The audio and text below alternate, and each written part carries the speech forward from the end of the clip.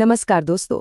आज के इस एक्सप्लेनर में हम एक ऐसी जगह की बात करने वाले हैं जहां रात का अंधेरा सुकून नहीं बल्कि एक जमा देने वाला खौफ लेकर आता है।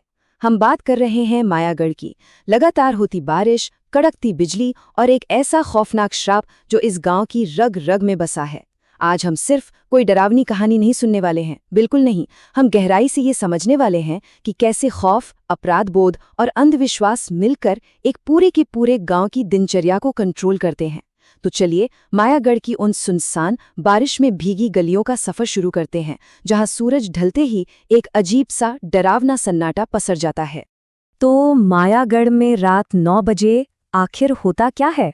देखिए, हम और आप रात के 9 बजे क्या करते हैं? आराम करते हैं, परिवार के साथ बैठते हैं, टीवी देखते हैं, है ना? लेकिन मायागढ़ में कहानी बिल्कुल अलग है। यहाँ रात के 9 बजते ही मानो जिंदगी एकदम से थम जाती है। गांव के चौक पर चाय की दुकान की वो चहल पहल अचानक एक डरावने सन्नाटे में बदल जाती है। चाय बेचने वाला हो या कोई आम राहगीर, हर किसी के चेहरे पर आपको सिर्फ एक ही चीज दिखेगी, खौफ। बस किसी भी तरह 9 बजने से पहले अपने घर के अंदर पहुंचना है। क्योंकि मायागढ़ में ऐसा माना जाता है कि जो कोई भी 9 बजे के बाद बाहर रह गया, वो फिर कभी लौटकर नहीं आता। बिल्कुल, कभी नहीं। सुनो सुनो, रात के 9 बजने वाले हैं। अपने घरों के अंदर चले जाओ, दरवाजे बंद कर लो और खिड़कियों पर पर्दे डाल लो, वो आने वाली है। जरा इस बात पर गौर कीजिए। ये गांव के चौकीदार गोपाल की घबराई हुई चेतावनी है। इमेजिन कीजिए, एक तूफानी रात है, बादलों की भयानक गरज है, तेज बारिश हो रही है और एक चौकीदार पागलों की तरह हर गली में भाग भागकर लोगों को अलर्ट कर रहा है। ये कोई आम सरकारी अनाउंसमेंट तो बिल्कुल नहीं है। इसमें एक असली बेचैनी है। गोपाल बस इतना चाहता है कि कोई भी गलती से भी बाहर न छूट जाए। ये एक छोटी सी चेतावनी ही मायागढ़ की इस डरावनी हकीकत को पूरी तरह से बयां कर देती है। तो चलिए सबसे पहले बात करते हैं इस रात 9 बजे के कर्फ्यू के बारे में, जो यहाँ बचने का एक लौता तरीका है। अब ये जो बचने का प्रोटोकॉल है ना, ये बहुत ही सख्त है। इसमें कोई कोताही नहीं चलती। पहला रूल, तुरंत घर के अंदर जाओ। दूसरा, दरवाजे मजबूती से बंद करो। लेकिन तीसरा और सबसे डरावना नियम क्या है पता है? खिड़कियों पर मोटे पर्दे डालना। इसका सीधा सा मतलब यह है कि खतरा सिर्फ बाहर घूमने में नहीं है। अगर आपने गलती से भी खिड़की से बाहर देख लिया और उसने आपको देख लिया, तो खेल खत्म। ये सिर्फ एक फिजिकल कर्फ्यू नहीं है दोस्तों, ये एक तरह की साइकोलॉजिकल घेराबंदी है। बाहर क्या चल रहा है उसे देखने तक की सख्त मनाही है। अब आते हैं अपनी कहानी के दूसरे पहलू पर। एक अनजान बाहरी व्यक्ति की एंट्री और आधुनिकता बनाम अंधविश्वास का टकराव। यहाँ हमें एक बहुत ही दिलचस्प कॉन्ट्रास्ट देखने को मिलता है। एक तरफ है अनन्या, बचपन में ही पढ़ाई के लिए शहर चली गई थी, एकदम मॉडर्न, लॉजिकल और अजनबियों की मदद करने वाली। उसके लिए ये भूत प्रेत और श्राप वाली बातें एकदम दकियानुसी हैं। और दूसरी तरफ हैं उसके माता पिता और मायागढ़ का पूरा गांव, जो पीढ़ियों से इस खौफ के साए में जी रहे हैं।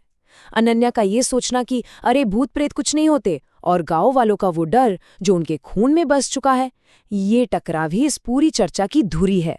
आप खुद सोचिए, जब लॉजिक का सामना सदियों पुराने डर से होगा तो क्या होगा? तो आखिर ये सब शुरू कहाँ से हुआ?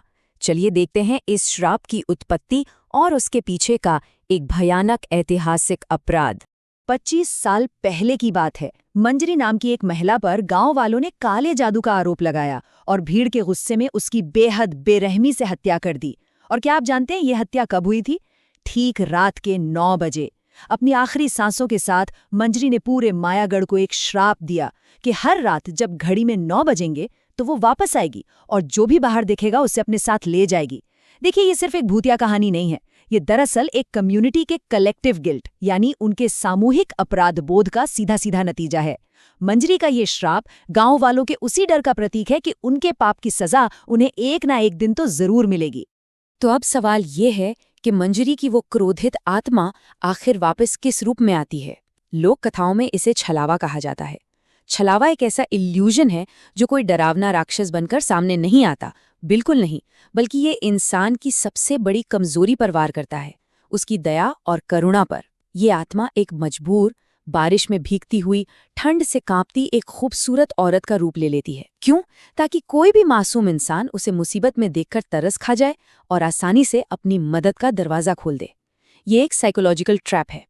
और यहीं से शुरू होता है हमारा अगला भाग, आधी रात की मेहमान और छलावे की वो खौफनाक चाल।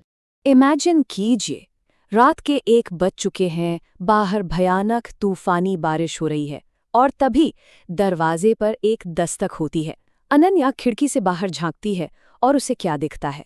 एक भीगी हुई, ठंड से कांपती हुई औरत जो गिड़गिड़ा कर कह रही है, अनन्या प्लीज दरवाजा खोल दो, वो किसी भी समय आ सकती है। और दोस्तों, ये छलावे की सबसे शातिर चाल है। वो खुद को एक पीड़ित बताकर उसी श्राप का डर दिखाकर मदद मांग रही है। छलावा बहुत अच्छे से जानता है कि अनन्या जैसी शहर की पढ़ी लिखी, दयालु लड़की किसी जरूरतमंद को ऐसे तूफानी बारिश में मरने के लिए बाहर कभी नहीं छोड़ेगी। और बस यहीं पर वो सबसे बड़ी गलती हो जाती है। अपने पिता की इतनी सख्त मनाही और गांव के उस सबसे अहम नियम को ताक पर रखकर अनन्या सिर्फ एक छाता देने के लिए अपने घर की सुरक्षित दहलीज पार कर लेती है। वो बाहर उस तूफानी बारिश में कदम रख देती है। ये वो टर्निंग पॉइंट है जहां सारा का सारा लॉजिक, सारी तार्किक सोच एक खौफनाक सच्चाई के आगे घुटने टेकने वाली होती है। जैसे ही अनन्या बाहर आती है, उस बेचारी बेबसी दिखने वाली औरत के चेहरे के भाव अचानक बदलने लगते हैं। देखते ही देखते उसका खूबसूरत चेहरा एक बेहद डरावने और खौफनाक रूप में बदल जाता है। वो एक दिल दहला देने वाली हंसी के साथ हवा में मंडराने लगती है। ये वो मोमेंट है जो साबित करता है कि मायागढ़ की वो पुरानी कहानियां, वो दकियानूसी बातें जिनका अनन्या मजाक उड़ा रही थी, वो 100% सच थी। छलावा अब अपने असली खौफनाक रूप में सामने था और अनन्या उसके बिछाए जाल में पूरी तरह से फंस चुकी थी।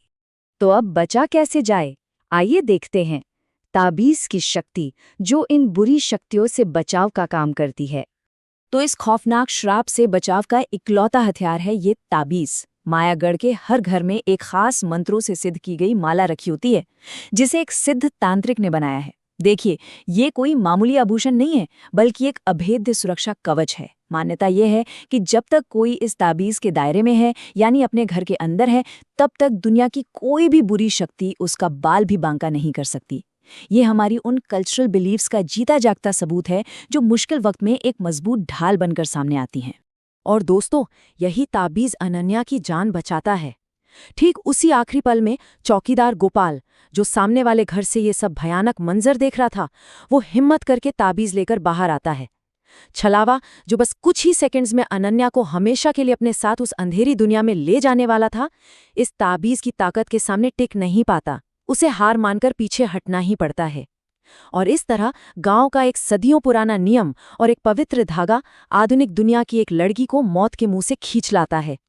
अगर हम जरा पीछे हटकर इस पूरी घटना को एनालाइज करें, तो एक बात साफ हो जाती है। ये सिर्फ एक रैंडम भूत प्रेत की कहानी नहीं है। ये हमें दिखाती है कि कैसे हमारी लोक कथाओं और इन डरावनी कहानियों के पीछे असल में सर्वाइवल के गहरे लेसन छिपे होते हैं।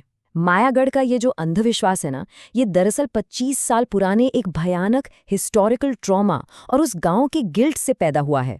उन्होंने एक बेगुनाह की जान ली थी और उसी अपराध बोध ने इस छलावे को जन्म दिया। और सबसे इंटरेस्टिंग बात, ये उनका साझा डर ही है जिसने आज पूरे गांव को एकजुट रखा है, उन्हें एक कम्युनिटी के रूप में बांध के रखा है। तो अंत में ये पूरी चर्चा हमें एक बहुत ही गहरे सवाल के साथ छोड़ जाती है। हम सब अपने आसपास ऐसी कई पुरानी कहावतें, डरावनी कहानियां और अंधविश्वास सुनते हैं, जिन्हें हम अक्सर पिछड़ेपन की निशानी मानकर इग्नोर कर देते हैं। लेकिन सोचिए, क्या पता उन सदियों पुरानी मान्यताओं के पीछे भी कोई ऐसा ही भुला दिया गया इतिहास दबा हो। ये सोचने वाली बात है कि हमारे अपने शहरों और कस्बों में फैले इन अंधविश्वासों के पीछे कौन से खौफनाक राज और दबे हुए ट्रॉमा छिपे हो सकते हैं। सोचिएगा जरूर। आज की इस एक्सप्लेनर में बस इतना ही। फिर मिलेंगे एक और रहस्य की परतों को खोलने के लिए।